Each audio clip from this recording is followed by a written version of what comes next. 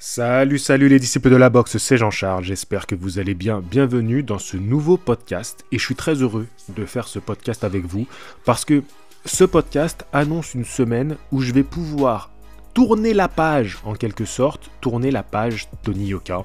Voilà, après la semaine post-défaite, forcément il y avait du contenu à faire dessus, il fallait échanger avec vous, il fallait donner mon avis à chaud, à froid, j'ai essayé de le faire du mieux que je pouvais. Dans ces conditions-là, parce que les réactions étaient assez extrêmes dès qu'on parle de Tony Yoka. Maintenant, voilà, cette semaine est passée, et je vais souffler un peu, et je vais vous parler de Christian Mbili aujourd'hui. En fait, alors, attendez, je vous donne le programme. Là, je vous fais un podcast, qui est un podcast avant combat, mais pas que. Avant combat, on va parler de Christian Mbili, et de son prochain combat, qui est un combat très très très important. Donc, le gros de la vidéo, c'est ça. Je vais aussi vous donner quelques informations que j'ai trouvées intéressantes, donc ça ressemble un peu à un Comment va la boxe, à la rubrique Comment va la boxe où on donne des infos, les dernières infos du monde de la boxe. Et en même temps, je me suis dit je vais profiter de l'occasion de parler de ce combat-là de Christian Mbili qui est un combat clairement pour venir se placer dans le top 5 mondial de sa catégorie. Et ben je vais en profiter pour parler de ces boxeurs français qui sont bien classés mondialement, c'est-à-dire bien classés pour moi, c'est une fois que tu rentres dans le top 20-25, t'es bien classé mondialement, tu vois, on peut dire que tu fais partie des meilleurs mondiaux de ta discipline. Donc de parler de ces boxeurs que malheureusement sont un peu dans l'ombre du boxing business, du boxing bling bling, tu vois, du star system, qui sont pas tellement dans la communication. Ben, je me dis pourquoi pas citer ces boxeurs et vous dire voilà, on a tel boxeur qui est classé dans cette catégorie, histoire de le citer, voilà, parce que ici on est quand même la chaîne de la boxe anglaise, la dernière chaîne fidèle à la boxe anglaise, parce que la concurrence dort, c'est vrai, il faut le dire. Donc essayons de remettre un petit peu la boxe et les boxeurs français en avant. Et puis c'était un peu mon mea culpa dans la dernière vidéo sur Box Attitude, où je vous disais, c'est vrai que moi aussi, j'estime que j'ai été un peu trop dans les gros noms de la boxe en France, et j'ai peut-être mis un peu de côté les petits noms français. Et donc ces podcasts, c'est aussi l'occasion d'en parler avec vous. Donc, je vais dire catégorie par catégorie les noms que j'ai trouvés, ok ? Et ah oui, attendez, j'ai pas fini sur le programme, pardon. Donc aujourd'hui, on fait un podcast où on parle de Christian Mbili. Il y aura bien sûr un autre podcast avant combat pour le combat Benavidez contre Plant. Alors celui-ci, attendez, il arrive jeudi. Il va être savoureux. Il va être savoureux parce que je sens qu'il y a des gens qui sont plutôt Plant, des gens qui sont plutôt Benavidez. Ça va être très intéressant de débattre. Peut-être que j'aurai un invité pour débattre, j'y réfléchis. Si je vois quelqu'un, par exemple, qui laisse un commentaire, qu'il est vraiment chaud pour débattre avec moi, je vais l'accueillir avec grand plaisir, parce que c'est quelque chose que je fais depuis des années, de débattre avant un combat, et moi j'aime bien parce que ça crée justement, on en discute, on se chauffe, peut-être que le gars il va être... Alors moi j'aimerais bien un pro-plant, voilà, si je peux avoir un pro-plant face à moi dans la vidéo avant combat, ça serait génial. Donc voilà, si jamais il y a un pro-plant qui est prêt à débattre avec moi, ce sera avec grand plaisir qu'on va discuter de ce combat-là, parce que franchement, c'est un combat qui est quand même intéressant. Pour moi, c'est l'affiche de ce début d'année. Voilà, je pense que c'est quand même l'affiche de notre début d'année. Donc, let's go. Si quelqu'un veut en discuter avec moi, ça sera jeudi. Soit on fait ça en direct, soit on enregistre ça avant. On en discutera avec le principal intéressé. Dans tous les cas, vous aurez une vidéo jeudi pour parler de ce combat-là. Ça, c'est sur la chaîne de podcast. Sur la chaîne Box Attitude, vous allez avoir 4 vidéos. Première vidéo qui va sortir, ça va être une vidéo où je vais analyser la pesée de Christian Mbili. D'accord ? On va voir un petit peu comment on les trouve, comment on les jauge, qu'est-ce qu'on ressent un petit peu de leur état physique des deux. Moi j'aime bien, c'est du contenu sympa à faire, donc voilà, on fera ça. Donc logiquement, le combat d'Mbili, il est dans la nuit de jeudi à vendredi, donc la vidéo sur la pesée sortira peut-être jeudi matin, voire mercredi soir. En sachant que le mercredi soir, je suis en live sur Twitch, à voir si j'arrive à... Peut-être que je pourrais m'enregistrer et faire ça en direct avec vous sur Twitch. On parlera de la pesée directement sur Twitch, on verra. Si j'arrive à faire ça, ça pourrait être cool. Donc sur Twitch, en direct avec vous, boum, on se regarde la pesée et on en discute. Pourquoi pas, ça pourrait être sympa. Donc ça, c'est la première vidéo. Bien sûr, il y aura la vidéo réaction à chaud du combat de Mbili, qui sortira donc vendredi matin. Enfin, dans la nuit, vendredi très tôt. On va dire ça comme ça, vendredi très tôt le matin. Ensuite, il y aura une vidéo réaction à la pesée, Benavidez contre Plant. Donc ça sortira normalement samedi matin, voire vendredi soir. Vous savez, c'est la pesée, c'est toujours un peu à cheval, c'est un peu bâtard comme horaire. Donc ça sera peut-être vendredi soir ou samedi matin, on verra bien. Donc ça sortira aussi. Et bien sûr, dimanche matin, vous aurez la vidéo réaction au combat Benavidez-Plant. Donc voilà, ça c'est les vidéos qui sortiront sur la chaîne Box Attitude. 4 vidéos concentrées finalement sur la catégorie des poids super moyens. Allez, j'attaque avec le podcast d'aujourd'hui, la thématique d'aujourd'hui. Donc on va parler des meilleurs Français, les Français les mieux classés, et je vais vous donner quelques infos. Comme à mon habitude, je fais catégorie par catégorie. Alors, si jamais j'ai oublié des noms, n'hésitez pas à les mettre dans les commentaires.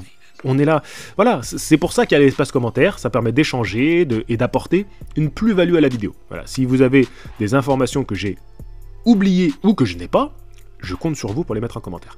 Alors, que ce soit les poids paille, les poids mi-mouche, les poids mouche et les poids super mouche, paille, mouche, mi-mouche, j'ai pas trouvé de français dans le top 25. Quand on arrive au super mouche, là on a un français, c'est Georges Horry. Et Georges Horry, il est 22e mondial sur BoxRec. Il a 21 ans, 15 victoires, 3 défaites et 1 nul. Donc voilà, c'est vrai que c'est un boxeur dont on parle assez rarement. Et pourtant, il est 22e mondial sur BoxRec dans la catégorie des mi-mouches, donc c'est quand même notable.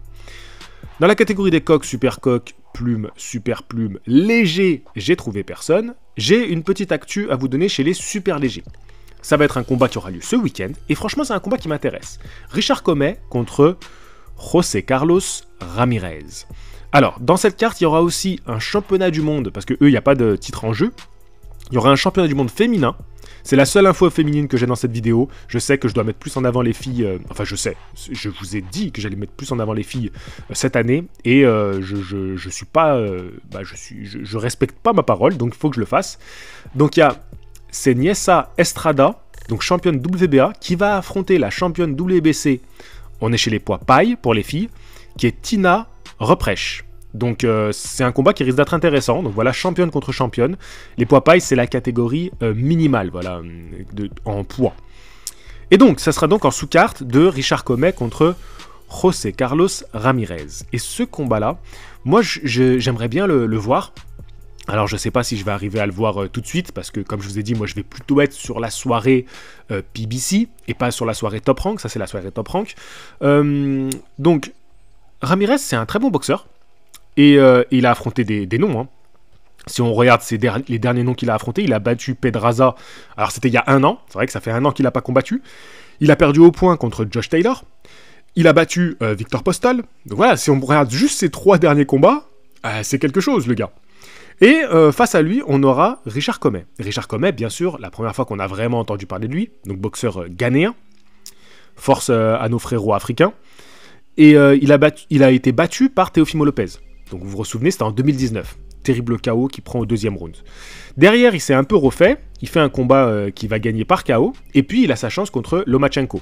Il fait un beau combat contre Lomachenko et il perd contre Lomachenko.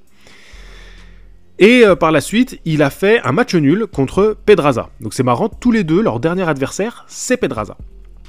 Et donc là, on est chez les super légers. Donc je crois que tous les deux étaient plutôt des combattants en léger.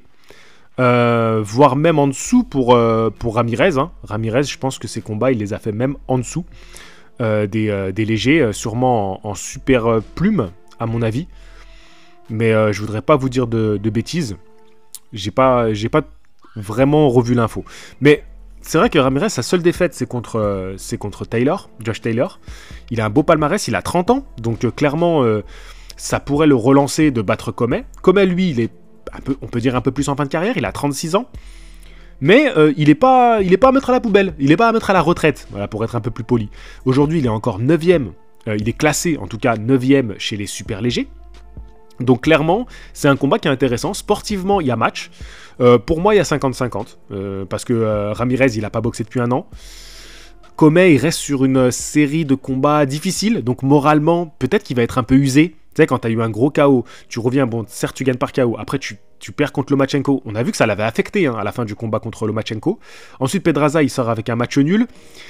Dans quel état mental il va être, dans quelle disposition il va être pour ce combat-là? qui est un combat, attention, qui va pas être un cadeau, comme j'aime dire. Donc, c'est un combat dont j'attends une belle opposition et un bel affrontement.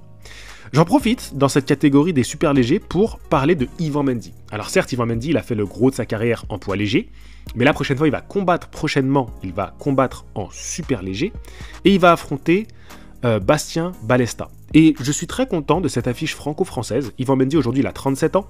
Je vous rappelle que Yvan Mendy, pendant une longue période, il était dans le top 10 mondial. Donc c'est quand même un boxeur qui a côtoyé le très haut niveau mondial. Alors aujourd'hui, maintenant, il est retombé dans les classements. Je crois qu'il est 50e mondial, quelque chose comme ça. Mais là, c'est pas l'important. C'était histoire de mettre un petit peu de lumière sur son nom.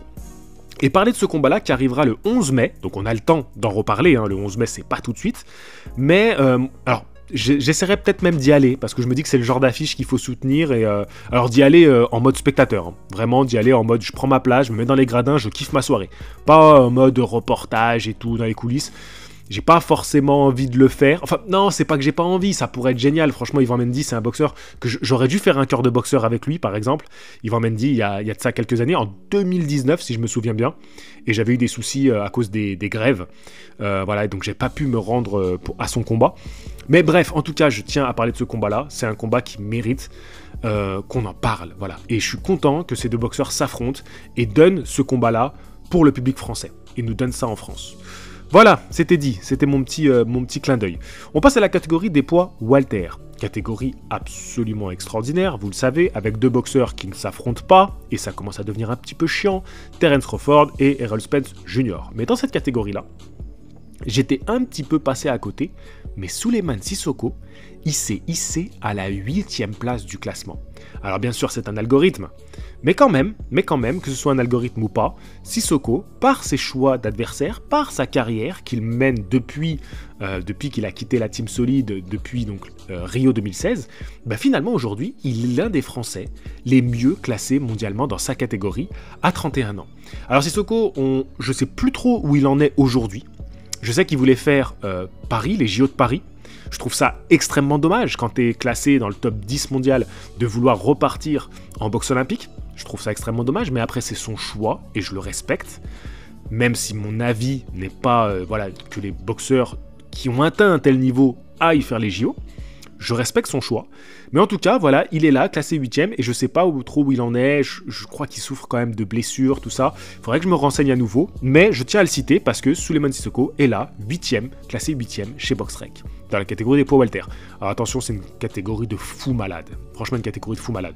Mais qu'est-ce que j'aimerais voir Cissokho tenter une chance pour le titre dans cette catégorie-là, ça serait beau. Et je lui souhaite le meilleur, bien évidemment.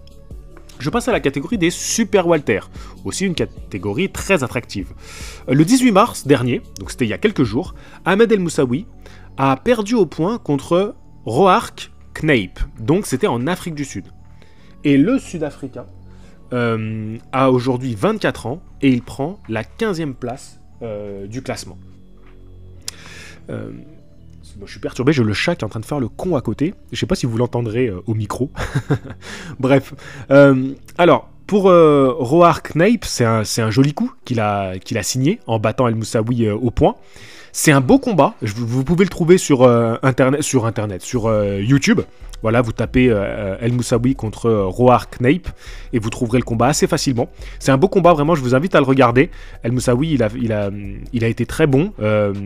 Physiquement, il est dans le dur parce que Kneip, assez rapidement dans le combat, il le touche assez durement. Et après, bon, lui, il est fin technicien, El Moussaoui. Hein. Donc, il arrive au métier à durer dans les rounds et à même mettre en difficulté Kneip. C'est un combat qui est équilibré, mais pour moi, la victoire est justifiée. Pour le Sudaf, c'est pas une décision, à mon sens, hein, c'est pas une décision maison. Et donc voilà, dans la catégorie Super Walter, le Sudaf, comme je vous l'ai dit, du coup, il a fait un gros bond en termes de classement. Et à voir ce qu'il va faire par la suite, à voir ce qu'il peut proposer par la suite. Dans cette catégorie des Super Walter, je tiens à mettre en avant David Papo. David Papo, 19e mondial. C'est quelque chose. Rentrer dans le top 20 mondial, c'est quelque chose. Donc bravo à David Papo, qui d'ailleurs était le dernier adversaire d'El Moussaoui, qu'il avait battu. Et par la suite, il a battu Bilal Kitou. Donc il a fait une très grosse année l'année dernière, David Papo. Bah voilà, c'est vrai qu'on arrive presque fin mars 2023. Et on aimerait bien qu'un gars comme David Papo boxe un gars qui est 19e mondial, bah on aimerait bien qu'il boxe. Donc ça serait cool qu'on l'invite sur la chaîne, sur les podcasts, pour faire une petite interview avec lui, et qui nous raconte un petit peu, suite à cette année 2022 où il a été performant, qu'est-ce qu'il souhaite faire par la suite. Voilà, ça serait intéressant de l'avoir avec nous. Bien sûr, quand je parle des super Walter, il faut que je vous parle d'un des boxeurs qui s'est hissé au plus haut niveau mondial dans cette catégorie ces dernières années, Michel Soro. Michel Soro qui va faire son retour le 6 mai 2023 contre Magomed Kourbanov. Magomed Kourbanov, il a 27 ans. Il a 24 victoires, 13 remportées par KO. Il est invaincu. Il est russe. Il est 3e mondial box-rec. Et le combat va se faire en Russie. Alors c'est sûr que Michel Soro, il revient avec un combat, comment vous dire, extrêmement dangereux, extrêmement risqué. Alors, je vais pas vous cacher que ça me fait un peu peur. Je vais pas vous cacher que ça me fait flipper.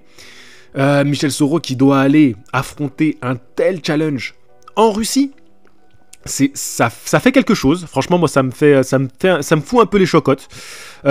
J'aurais tellement aimé que Michel Soro, il a pas boxé depuis juillet 2022, donc ça commence à faire un petit moment.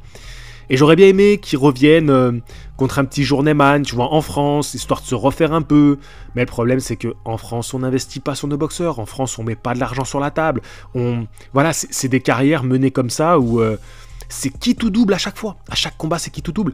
Quand on pense que le dernier combat de Soro, c'était en France, c'était en 2019, fin d'année 2019 contre Cédric Vitu.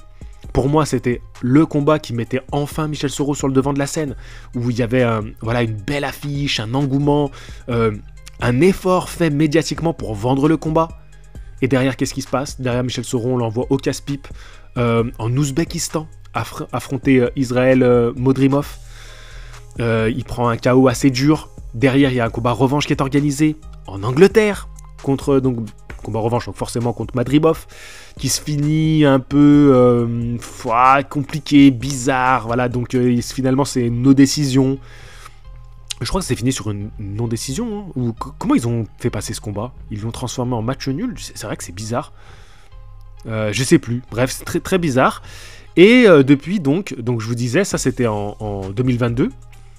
Et depuis, donc 2020 il boxe pas, 2021 il prend Madrimov en Ouzbékistan, donc il va au casse-pipe, 2022 il fait son combat en Angleterre contre Madrimov, qui finit bizarrement, et puis 2023 il va aller en Russie prendre le numéro 3 mondial, donc un combat hyper risqué. Donc c'est vrai que ça fait un peu mal au cœur quand on voit des boxeurs comme Soro qui n'ont pas ce qu'ils méritent en France, en fait. Voilà, ils n'ont pas ce qu'ils méritent en France. Et on peut parler, par exemple, d'un Nordi Nubali qui ne fera jamais une défense de titre en France. Alors que, quand même, on a des super boxeurs. Excusez-moi, j'ai le chat qui s'incruste, il vient se mettre sur mes genoux. Donc c'est un peu compliqué pour moi de parler dans le micro. Décidément, celui-ci, il est pénible. Même quand je suis pas en vidéo, il vient s'incruster. Il aime trop YouTube, c'est sa passion. Donc les gars, voilà, c'est pas un coup de gueule. Je dirais pas que c'est un coup de gueule, mais parce que on compose comme ça en France aujourd'hui. Voilà, c'est assez triste, mais quand on voit le système boxe en France, c'est d'autant plus énervant quand on voit que même quand on tente d'investir, quand on tente de faire venir des boxeurs en France, quand on tente de monter des galas en France, il y a autant de critiques françaises. Bien sûr, je fais allusion au gala monté pour Tony Oka.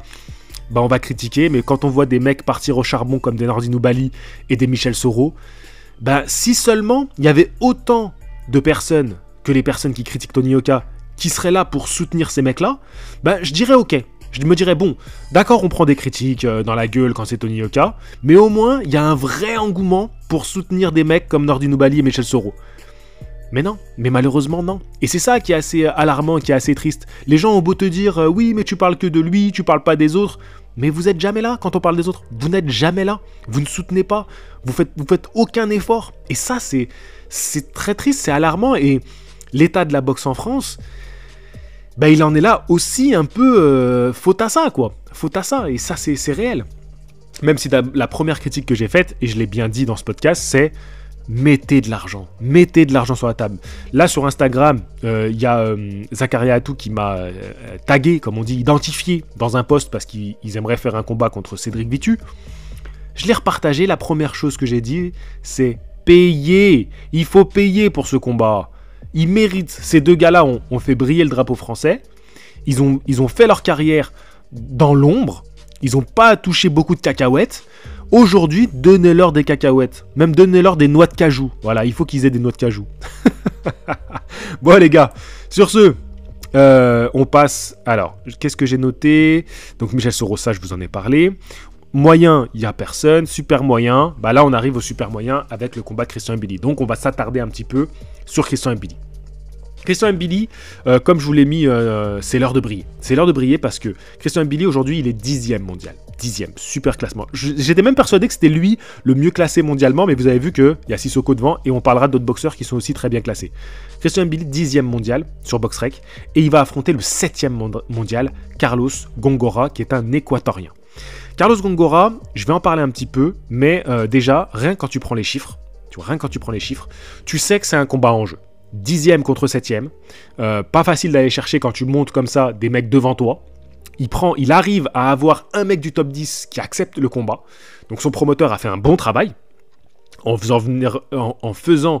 venir boxer Gongora au Québec, donc là où est installé Mbili, là où il a son écurie, là où il a son promoteur, là où il a tout quoi. Il fait le gros de sa carrière là-bas. Enfin, sa carrière là-bas, tu vois, même s'il est venu combattre plusieurs fois en France depuis qu'il a commencé chez les professionnels, c'est là-bas qu'il se fait son nom. Et donc, de faire venir un boxeur classé 7e mondial, bah, déjà, c'est un beau coup réalisé par le promoteur de Mbili, et on peut reconnaître qu'il fait le taf. Il fait le taf pour Mbili. Et c'est pas facile dans cette catégorie des super moyens. Donc, c'est un combat qui va être important parce que si victoire il y a, ce que je lui souhaite bien sûr grandement, ben ça peut l'amener au top 5. Ça peut l'amener au top 5 aujourd'hui et ça serait mérité. Maintenant, parlons un peu de ce combat-là. Ce combat-là qui, malheureusement, il n'y a pas tellement d'engouement autour, hein, il faut le dire. Carlos Gongora, c'est pas le profil de boxeur où tu vas forcément te lever la nuit pour regarder ses combats. Tu vois, c'est pas le mec, c'est pas une star, je pense que tu n'en as même jamais entendu parler, sûrement que tu n'as jamais vu de combat de lui. Moi, je dois bien t'avouer que je suis allé m'intéresser au bonhomme une fois qu'il a signé son contrat contre Mbili. Et si on parle un petit peu du profil qu'il est, donc il a 33 ans, il a 21 victoires, une seule défaite, il est assez grand, 1m85, donc il va rendre 9 cm à Mbili, mais en termes d'allonge, ils auraient la même allonge. Donc Gongora, il a une petite allonge et Mbili a plutôt une grande allonge par rapport à sa taille. Donc ils ont 1m83 d'allonge tous les deux. Alors, ce qui moi me plaît avec le profil qu'est Gongora, c'est que c'est un boxeur qui a de l'expérience. C'est un boxeur qui a plus d'expérience chez les professionnels que Mbili. C'est un boxeur qui a du métier et qui dans sa boxe ça se sent. C'est un boxeur qui travaille beaucoup sur les failles de son adversaire, sur les petits défauts de son adversaire, qui va chercher les trous, tu vois, qui va s'infiltrer comme ça dans les trous pour travailler son adversaire et il va l'user comme ça au fil des rounds. C'est pas un gros puncher. D'accord ? C'est pas un mec qui, sur chaque coup, fait mal. Mais ce qui va faire mal dans sa boxe, c'est comment il va te travailler. Comme je te dis, il a un bon coup d'œil.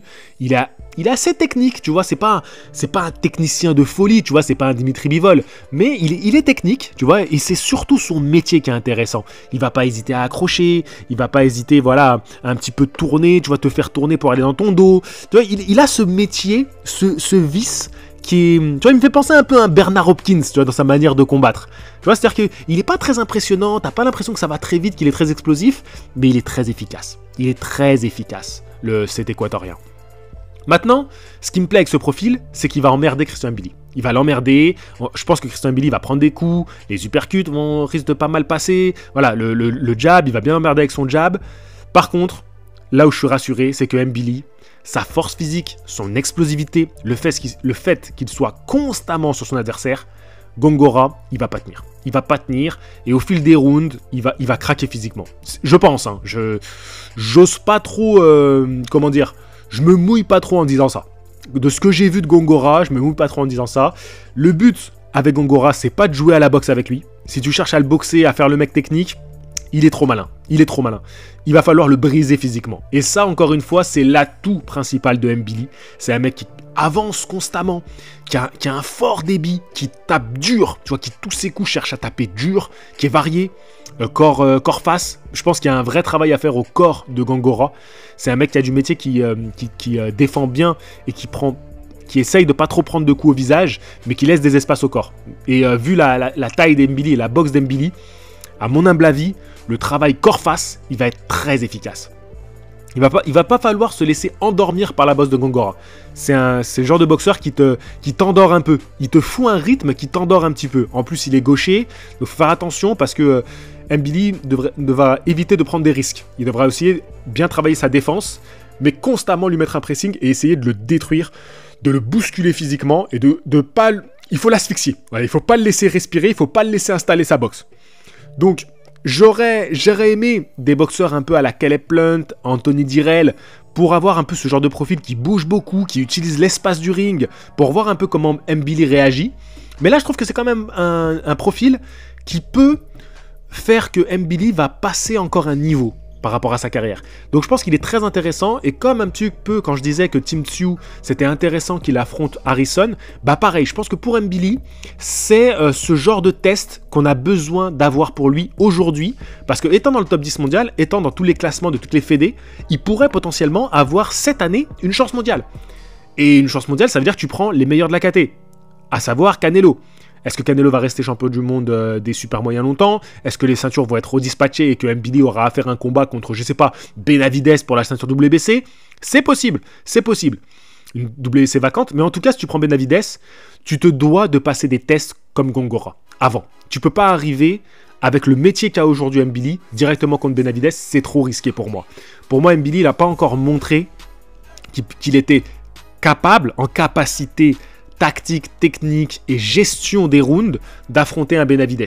Tu vois ce que je veux dire? Je dis pas que il n'a pas aujourd'hui les capacités, peut-être qu'il en est capable, mais il faut des tests comme Gongora, que peut-être il ne passera pas. Gongora peut très bien gérer la boxe de Mbili et obtenir une victoire au point. C'est possible. Je pense pas que Gongora peut coucher Mbili, ça risque d'être très difficile, mais voilà, au métier, comme je vous ai dit, je pense qu'Mbili va prendre des coups. Je pense qu'on va voir Mbili qui... Pour une fois, il y a des coups qui vont rentrer dans la garde de Mbili. Mais j'ai quand même l'impression qu'en termes d'explosivité, de vitesse d'exécution, de force brute, Gongora ne tiendra pas. Ne tiendra pas. Même s'il est bon quelques rounds, je pense que rapidement, on va voir l'ascendant physique qui va passer du côté d'Mbili. C'est comme ça que j'imagine le combat. Je peux passer complètement à côté. Je peux me tromper. Mais c'est comme ça que j'imagine ce combat-là. En tout cas, c'est un combat qui est intéressant. Alors... Heureusement, il est diffusé sur une chaîne française. D'ailleurs, la chaîne qui le diffuse a fait une interview de Mbili qui est disponible sur YouTube, qui est assez intéressante. Les questions ne volent pas haut, on va pas se mentir. Heureusement qu'il y avait le chat pour ça. Et j'ai même reconnu certains abonnés, notamment Zondor, qui a commenté. Donc j'ai entendu que c'était... Je pense que c'était lui qui a commenté. Et donc heureusement que vous étiez là, les gars, parce que ça permettait d'avoir des bonnes questions pour Mbili. Et Mbili, après... c'est très bien, c'est des interviews chill. Après, c'est du journalisme, ça se prend pas la tête. Ils ont bien compris qu'aujourd'hui sur YouTube, la médiocrité faisait de l'audience. Donc, oui, je tire à balles réelles, mais c'est une réalité. T'as pas besoin de faire des interviews exceptionnelles. Regardez les plupart des chaînes qui marchent, c'est pas des interviews très poussées. Voilà, c'est chill, on est posé, on parle avec le live, et voilà, c'est ça qui fonctionne. Mais... Mbili se prête au jeu, c'est un gars hyper agréable, c'est un gars qui a une super mentalité. Moi j'aime beaucoup son discours, même si en France encore une fois c'est critiqué. J'ai vu un peu les commentaires sous le sondage que j'ai fait, j'ai vu les commentaires aussi sous la vidéo où il fait l'interview. Voilà, les gens sont lourds parce que dès que tu affiches un petit peu tes ambitions, ils te tombent sur la gueule. Mais... moi j'aime sa gamberge, c'est un gars, j'aime sa mentalité, je trouve que voilà, il est fort, c'est un mec fort. Après avoir en boxe, on connaît ses points forts. Maintenant, est-ce que ça suffira pour le haut niveau? C'est la question qu'on se pose tous, bien évidemment. Mais un adversaire comme Carlos, c'est ce qu'il faut. Tiens, oh putain, attends, Carlos Takam qui a tapé Tony Yoka, Carlos Gongora qui affronte Christian Mbili. Ouh là là, les Carlos, attention les Carlos. Un, oui, mais pas deux. Pas deux Carlos qui nous font le coup. Bon, j'espère que je vais pas lui porter la poisse avec ça. Et sinon... alors, passons à la suite, les amis. J'en ai fini avec ce petit mot sur Mbili. Donc, je vois une victoire de Mbili avant la limite. Je tenais quand même à faire un petit big up, même si j'avais dit que je prenais le top 20-25. On a quand même chez les super moyens un boxeur classé 28e, Kevin Lelesadjo. C'est aussi une force de la nature. Il a un peu une boxe à la Christian Mbili. C'est un combat qu'on aimerait bien voir. Moi, pourquoi pas. Mais c'est vrai qu'Mbili, qui est aujourd'hui 10e mondial, je pense que pour lui, c'est bien sûr plus intéressant de viser le top de la catégorie plutôt que de viser Kevin Lee et Sajo. Tu vois, ça serait un... Après qu'Mbili ait eu sa chance mondiale, il n'y a pas de problème. Voilà, après qu'il ait sa chance mondiale, il n'y a pas de problème. Mais pour moi, Mbili aujourd'hui, il faut qu'il affronte ce genre de nom, comme Carlos Gongora, ou justement des mecs qui ont déjà combattu pour un titre, ou qui ont détenu un titre. Il a besoin... Pour moi, ce qui manque à Mbili aujourd'hui, c'est un nom sur son palmarès. Et ça, c'est vraiment ce qui lui manque. Ce week-end, bien sûr, il y a David Benavidez contre Caleb Plant. Ça, j'en reparlerai jeudi, comme je vous l'ai dit. Donc, je ne vais pas m'étaler sur ça. On en reparlera jeudi. On passe à la catégorie des mi-lourds. Dans la catégorie des mi-lourds, je tenais à signaler que Jean-Pascal a été battu par Michael Effer. Donc, on en parlait la dernière fois. Il a perdu au point. J'ai pas encore vu le combat. Donc, voilà, à la maison, il perd contre Michael Effer. Donc, c'est que... À mon humble avis, Michael Effer, il a fait largement le taf pour remporter ce combat-là, parce que vous savez bien que les décisions maison, en général, il faut vraiment aller chercher le boxeur local, et donc c'est tant mieux qu'ils aient été honnêtes et justes, et que Michael Effer ait remporté ce combat-là. Maintenant, il faut voir ce que ça donne. Michael Effer, ça va forcément le propulser dans les classements, parce que Jean-Pascal, il était bien classé. Donc à voir maintenant ce qu'il peut donner contre le gratin de la catégorie des mi-lourds. Dans cette catégorie des mi-lourds, je vous rappelle que Zurdo Ramirez, il n'a pas fait le poids pour son combat contre Gabriel Rosado. Alors il a été vraiment... il a fait preuve de beaucoup d'humilité suite à ça. Il n'a pas hésité à dire voilà, qu'il s'en excusait, que c'était la première fois que ça arrivait, que ça arriverait plus. Donc j'ai vu qu'il a été pas mal taillé pour le fait qu'il n'ait pas fait le poids. À juste titre, hein. Attention, à juste titre. Après... Il n'y avait pas de titre en jeu, c'était un combat de reprise pour lui. Est-ce qu'il n'a pas fait un peu exprès d'arriver pas au poids, en se disant bon, je vais pas me tuer non plus à faire un cutting, c'est un combat de reprise, et qu'il se soit peut-être dit ça va passer, Rosado il va accepter. Et Rosado il a bien fait de pas accepter, parce que Rosado c'est son premier combat chez les mi-lourds. Si en plus il tombe sur un mec qui est bien plus lourd, non, c'est dangereux. Donc je pense que c'est bien que ça a été reporté, et je pense que Ramirez, il doit faire maintenant son cutting, et il doit prendre ce combat-là au sérieux, j'ai envie de dire, même si je pense qu'il l'avait pris au sérieux, mais plus professionnellement. Tu vois, je pense que c'est important pour lui, parce que même dans un combat de reprise, ça envoie des signaux. Si tu es prêt à se dire allez, je vais faire un peu plus que le poids normal, c'est pas grave, c'est un combat de reprise, c'est pas bon. Sois pro, voilà, reviens pro contre Rosado, fais un beau combat et remets-toi en selle. Je pense que ça envoie des mauvais signaux que de jouer à ça. Bref. Je tiens aussi à faire un big up à Mathieu Boderlic dans cette catégorie, parce qu'il est 8ème mondialement. Alors Mathieu Boderlic, on sait que lui aussi, il a fait le choix d'aller faire les JO de Paris. Mais voilà, Mathieu Boderlic, 8ème chez les mi-lourds. Donc je tenais à le signaler. Donc vous voyez que quand même, on a quelques boxeurs qui sont là, qui jouent des coudes au niveau mondial, et qui méritent surtout qu'on parle d'eux. Chez les lourds légers maintenant, on a bien sûr Arsène Goulamirian. Arsène Goulamirian, qui est aujourd'hui notre seul boxeur masculin champion du monde en titre, et donc qui est 6ème BoxRec. Donc c'est le boxeur le mieux classé mondialement par rapport à leur catégorie respective. Arsène Goulamirian, à qui je souhaite bien sûr le meilleur, et hâte de le voir rapidement sur le ring. Et j'en profite pour parler de Lorenz Okuli, potentiellement futur adversaire de Arsène Goulamirian, qui va boxer ce week-end contre David Light. C'est un combat à surveiller. Logiquement, c'est en Angleterre, donc ce sera en début de soirée. Il y a moyen que je vois ce combat-là en direct. Sûrement que je vous en reparlerai. Enfin non, c'est sûr qu'on en reparlera la semaine prochaine, à moins bien sûr qu'il m'arrive quelque chose, ce que je ne souhaite pas et que je ne souhaite à personne d'ailleurs. On passe à la catégorie des lourds. Et là aussi, je tiens à parler de deux boxeurs qui sont dans le top 20-25. Et c'est Carlos Takam, 21ème, et Tony Yoka, 22ème. Donc voilà, c'était juste rapidement histoire de les citer. Donc vous voyez qu'on a des noms, finalement, on a des Français qui sont bien classés. Rapidement, je finis avec quelques infos en bref. Vous savez que j'aime bien faire ça dans les Comment va la boxe, même si c'était pas vraiment un Comment va la boxe. C'était une vidéo c'était une rubrique un peu bâtarde, un petit peu, un mix de plusieurs rubriques. Mais voilà, en bref, j'aime bien finir avec cette chronique en bref. Et on a Conor Bean qui va revenir. Et écoutez bien, donc Conor Bean qui a été pris pour dopage, donc il a été blanchi, c'est les œufs, je sais pas quoi, bref, ils ont sorti pas mal de prétextes pour dire que non mais vous inquiétez pas, il est blanchi. Alors Conor Bean, il parle de revenir dans un combat contre Manny Pacquiao, Kell Brook ou Chris Eubank Jr. C'est assez lunaire, c'est assez fou. Quand je me dis que n'importe quel de ces noms qu'il va prendre, il va prendre un très très beau chèque, alors que quand même il a été rattrapé par la patrouille. C'est là que tu te dis que la boxe va quand même mal. La boxe va quand même mal parce que tu as des super boxeurs qui sont clean. Voilà, je sais que certains vont me dire mais non, j'y sais, aucun n'est clean. Ils n'ont pas été pris. Laisse-moi tranquille. Des mecs qui n'ont jamais été pris et qui n'ont jamais la chance d'avoir un gros nom. Enfin qu'on leur donne un gros nom. Et lui, il est pris. Il gâche le combat contre Chris Eubank Jr.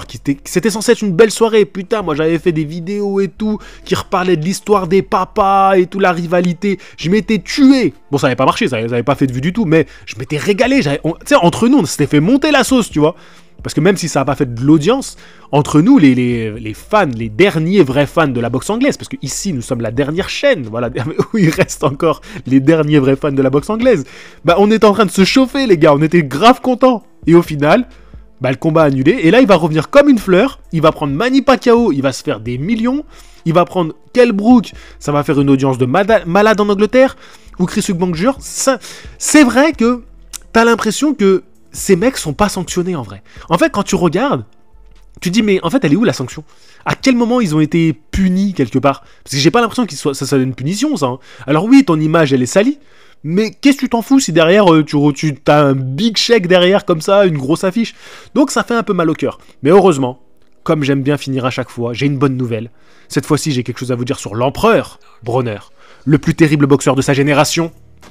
J'ai une nouvelle pour vous les amis. Broner a signé avec le plus terrible promoteur de sa génération. Il a signé avec le diable, limite on pourrait dire. Don King. Association de malfaiteurs, c'est incroyable. Broner qui signe avec Don King. Je ne sais pas à quoi on peut s'attendre d'une telle fusion, mais ça promet d'être fabuleux, incroyable, mémorable. Là, la boxe va renaître de ses cendres. Parce que quand on parle de ça, quand on fait ce genre d'association, ça ne peut que être grandiose et mémorable. Voilà, je finis sur ce les amis. Je vous dis à la prochaine. On se retrouve très très bientôt pour la suite de ces podcasts. Parce que on va reparler encore de ce combat d'Embili. On va reparler encore de ce combat Benavidez-Blent. Et j'espère pour le meilleur, voilà, qu'on va passer... J'espère que dans tous les cas, on va passer des bons moments boxe. On en a besoin en ce moment. Ça va nous faire du bien que là, ce week-end, on s'éclate en tant que fan de boxe. Qu'après que ce soit notre boxeur qui gagne, bon, c'est un autre débat. Mais au moins qu'on passe un bon moment, c'est ce que je veux. Je vous dis à la prochaine. Fighting. Et j'oubliais les amis, excusez-moi, mes partenaires, la marque Felfel. Tout est en description de cette vidéo. Allez vous acheter un petit vêtement. Ça me permet déjà, moi, de me soutenir parce que ça montre que la communauté, est intéressé par mes sponsors, déjà, donc vous faites un petit geste à mon sens, et puis surtout, en priorité, je veux que ce soit pour vous, si ça vous plaît, allez vous prendre un petit t-shirt, je ne veux pas bien sûr vous forcer la main, jouer sur la corde sensible.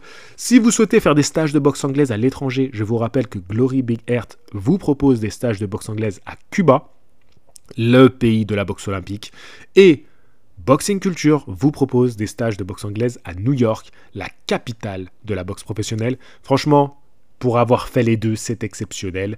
Donc n'hésitez pas à aller sur leur site, à aller sur leur page Instagram également. Alors ça vous coûte rien, d'aller sur la page de Felfel officiel, la page de Glory Big Heart, la page de Boxing Culture, et de vous abonner. Ça ne vous coûte rien, et c'est aussi une manière de montrer que la communauté Box Attitude soutient mes partenariats, parce que c'est comme ça que je mange, les amis. Voilà, c'est comme ça que je peux, moi, continuer à faire mon travail.